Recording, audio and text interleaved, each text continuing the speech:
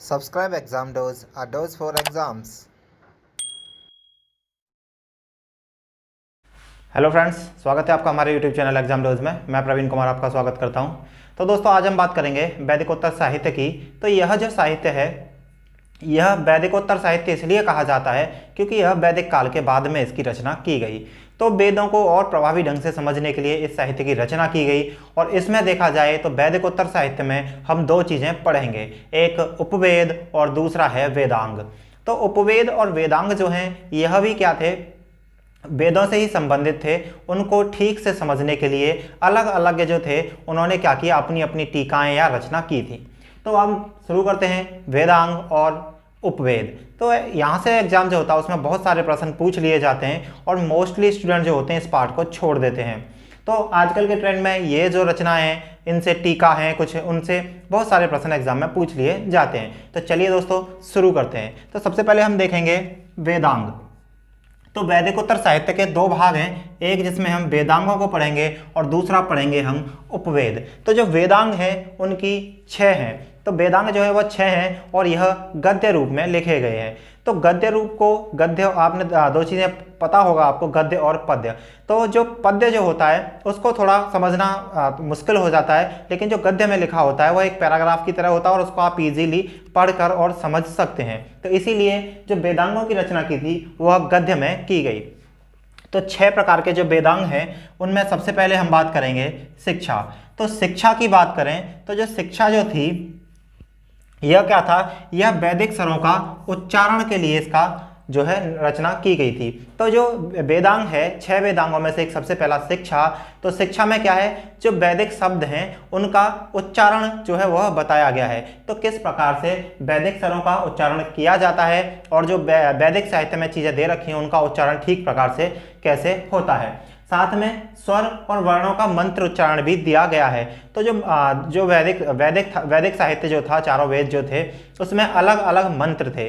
तो मंत्र जो होते थे उसमें स्वर और व्यंजन या फिर वर्णों को कहें तो उनको किस तरह से बोलना है, उनका किस तरह से उच्चारण करना है, उनका बारे में जो है शिक्षा में, जो वेदांग है, इसमें दिया गया है। तो शिक्षा, इसको याद रख सकते हैं, शिक्षा होता है किसी चीज़ को पढ़ लेना और उसको समझ लेना। तो उसी प्रकार से जो शिक्षा है वह क्या था, वैदिक जो साहित्य था उसी में क्या थे कि जो उसके वैदिक स्वर थे उनका ठीक प्रकार से उच्चारण किस प्रकार से किया जाना है वह शिक्षा में दे रखा है। अब बात करें हम नेक्स्ट की, तो कल्प। तो कल्प जो है, कल्प जो वेदांग है, कल्प वेदांग में दिया गया है कर्म कांडों की व्याख्या। तो कर्म कांडों की व्याख्या से देखें तो हम बात करें कर्म कांड। तो हमने देखा था कि कर्म कांड वह विधि थी जिस प्रकार से जब मंत्रों का उच्चारण किया जाता था या फिर हवन, या फिर जब वैदिक काल में हवन किए जाते थे तो अलग अलग प्रकार के मंत्रों का उच्चारण किया जाता था।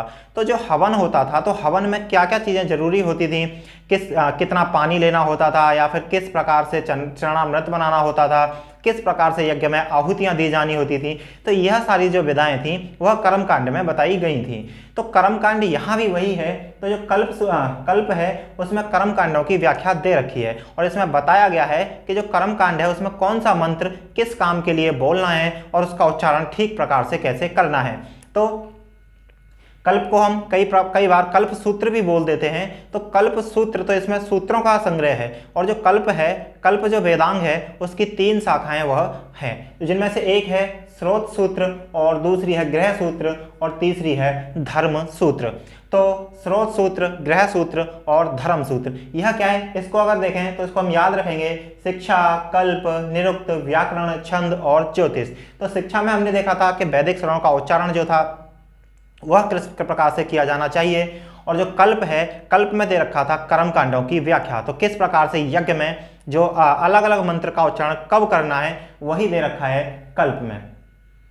अब बात करें हम थर्ड, निरुक्त। तो निरुक्त जो है, निरुक्त में दे रखी है वैदिक शब्दों की व्युत्पत्ति। निरुक्त मतलब उक्त। तो वैदिक शब्दों की जो उत्पत्ति थी उसकी जो व्याख्या है वह दे रखी थी निरुक्त वेदांग में। तो जो वैदिक शब्द थे उनकी व्युत्पत्ति कैसे हुई, किस प्रकार से उनका क्या था, जो वह शब्द थे उत्पन्न हुए, तो इसके बारे में बताया गया है निरुक्त में। इसमें साथ में वैदिक शब्दों के अर्थ भी दिए गए हैं। तो निरुक्त जो था उसमें जो वैदिक शब्दों की उत्पत्ति है या व्युत्पत्ति कहें तो प्रश्न पूछ लिया जाता है कि जो वैदिक शब्द थे या जो वर्ण थे उनकी उत्पत्ति कहाँ दे रखी है, कौन से वेदांग में दे रखी है, तो उसका उत्तर हो जाएगा निरुक्त। तो निरुक्त में वैदिक शब्दों की व्युत्पत्ति दे रखी है, साथ में अर्थ दे रखा है।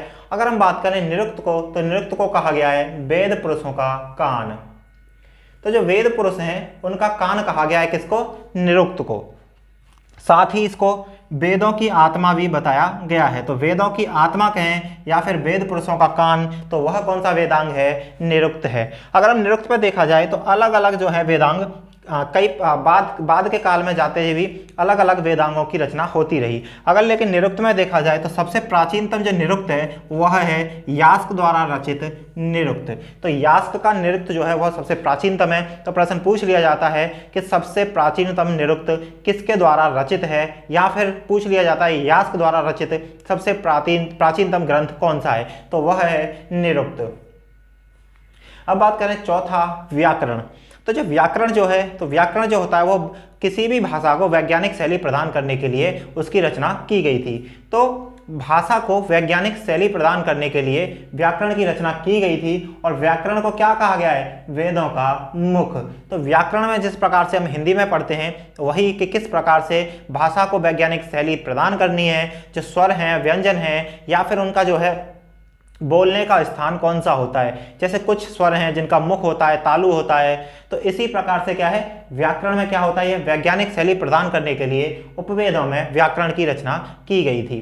तो व्याकरण जो था इसको वेदों का मुख भी कहा गया है। अगर सबसे प्राचीनतम व्याकरण ग्रंथ की बात करें तो वह था पाणिनि द्वारा रचित अष्टाध्यायी। तो यहाँ से यह प्रश्न बहुत बार एग्जाम में पूछा गया है कि पाणिनि द्वारा जो अष्टाध्यायी है वह क्या है, सबसे प्राचीनतम ग्रंथ है किस पर, व्याकरण पर। और यह जो था पाणिनि, यह नंद काल के समकालीन था और नंद काल में जो है इसकी पाणिनि द्वारा अष्टाध्यायी की रचना की गई थी। उसके बाद बात करेंगे हम शुंग काल में। तो शुंग काल में जाकर फिर बाद में एक पतंजलि द्वारा महाभाष्य की व्याकरण पर रचना की गई। तो सबसे प्राचीन जो व्याकरण है वह पाणिनि की अष्टाध्यायी है। लेकिन उसके बाद जब शुंग काल में जाते हैं तो शुंग काल में जाकर पतंजलि जो थे उन्होंने महाभाष्य की रचना की। और महाभाष्य जो था वह यह थी एक प्रकार की टीका, और किसके ऊपर, तो वह थी अष्टाध्यायी के ऊपर। तो जो पाणिनि की अष्टाध्यायी थी उसी के ऊपर एक टीका थी जो पतंजलि की महाभाष्य कहलाई। लेकिन सबसे प्राचीनतम व्याकरण की बात की जाए तो वह थी पाणिनि की अष्टाध्यायी। नेक्स्ट बात करेंगे छंद की। तो वेदांगों में पांचवा आता है छंद। तो वेदों को छंद रूप प्रोवाइड कराने के लिए क्या किया गया था, छंद की रचना की गई थी। तो छंद जो होता है एक प्रकार से आपने देखा होगा चौपाई और जो छंद जिस प्रकार से होते हैं, तो मंत्रों को एक तरह से तुक बिठाकर बोलना, वही क्या होता है, छंद होता है। कितनी मात्राएं, कितनी लाइन्स में यह आएगा। तो छंद की रचना जो है वेदों को छंद रूप प्रोवाइड कराने के लिए प्रदान की गई। और छंद को कहा जाता है वेदों का पैर। तो वेदों का पैर किसे कहा जाता है, वह है छंद। और छंद में हम बात करें तो पिंगल द्वारा छंद शास्त्र जो है वह सबसे प्राचीनतम मानी जाती है। तो पिंगल की छंद शास्त्र सबसे प्राचीनतम है। लास्ट बात करें हम ज्योतिष की। तो ज्योतिष जो है छठा वेदांग है और यह होता है, इसमें ग्रहों के नक्षत्र के बारे में बताया गया है।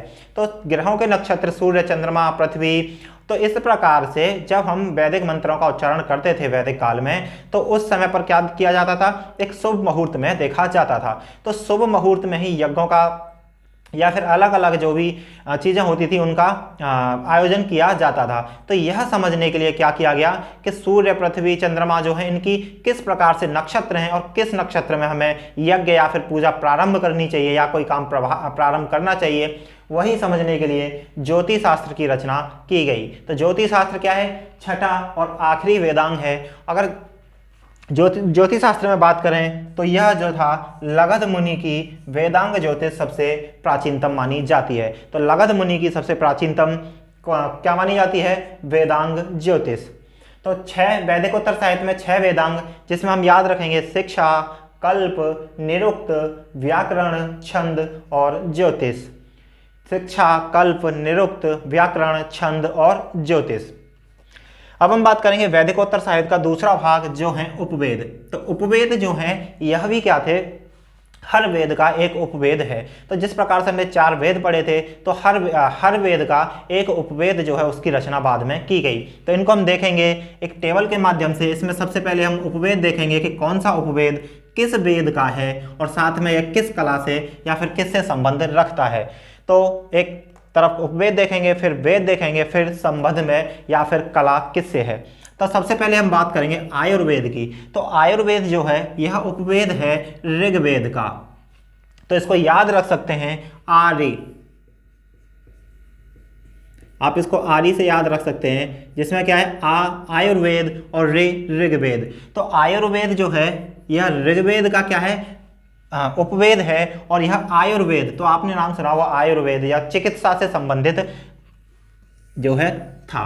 तो सबसे पहला देखा हमने आयुर्वेद। आयुर्वेद किस वेद से संबंधित था, तो यह था ऋग्वेद से। इसको याद रखेंगे किससे, आर्य से। और यह क्या था, चिकित्सा से संबंधित जो है उपवेद है आयुर्वेद। अब बात करें नेक्स्ट धनुर्वेद। तो धनुर्वेद यहाँ से आप याद रख सकते हो धनु, और यह है यजुर्वेद। तो धनु मतलब धनुष के साथ क्या कर रहे हो आप, युद्ध कर रहे हो। तो यहाँ भी धन, यहाँ युद्ध और यहाँ भी युद्ध। तो धनुर्वेद जो है यजुर्वेद का उपवेद है, और यह किससे संबंधित था, तो यह था युद्ध कला से। तो धनुर्वेद यजुर्वेद का और साथ में युद्ध कला से संबंधित जो था। अब बात करेंगे हम गंधर्व वेद की। तो गंधर्व वेद हमने एक लास्ट वीडियो में पढ़ा था, गंधर्व विवाह। तो गंधर्व विवाह जो था वह के कौन सा विवाह होता था, एक लव मैरिज होती थी। तो अभी इसको क्या है, आपने देखा होगा जब लव होता है तो लोग गाने गाने लगते हैं। तो यहीं से हम इसको याद रखेंगे, जो गंधर्व वेद जो था वह था साम वेद का। तो गंधर्व वेद सामवेद का था, और यह संबंधित जो था वह था संगीत से। तो गंधर्व जब प्यार हो जाता है तो शाम को गाने या फिर संगीत गाया जाता है। तो गंधर्व वेद जो उपवेद था वह सामवेद का था, और यह किससे संबंधित था, तो यह था संगीत से। अब बात करेंगे लास्ट शिल्प वेद। तो शिल्प वेद जो था यह शिल्प कला से संबंधित था, और यह था अथर्ववेद का उपवेद। तो अथर्ववेद का उपवेद जो है कौन सा है, शिल्प वेद, और यह किससे संबंधित था, शिल्प कला से। तो 4 उपवेद जो हर वेद का एक उपवेद होता है। तो आयुर्वेद जो था ऋग्वेद का, धनुर्वेद यजुर्वेद का, गंधर्ववेद सामवेद का, शिल्पवेद अथर्ववेद का, और यह था चिकित्सा से, युद्ध कला से, संगीत से और शिल्प कला से संबंधित। तो उम्मीद करता हूँ आपको यह वीडियो पसंद आया होगा और बातों बातों में ही ये सारी चीज़ें याद हो गई होंगी, जिससे कि अभी आपका एक भी प्रश्न अगर उपवेद या वेदांग या कहें तो वेदकोत्तर साहित्य से पूछा जाएगा तो आपका नहीं छूटेगा। आपको वीडियो अच्छा लगा हो तो लाइक करें। Thank you. Subscribe Exam Dose, a dose for exams.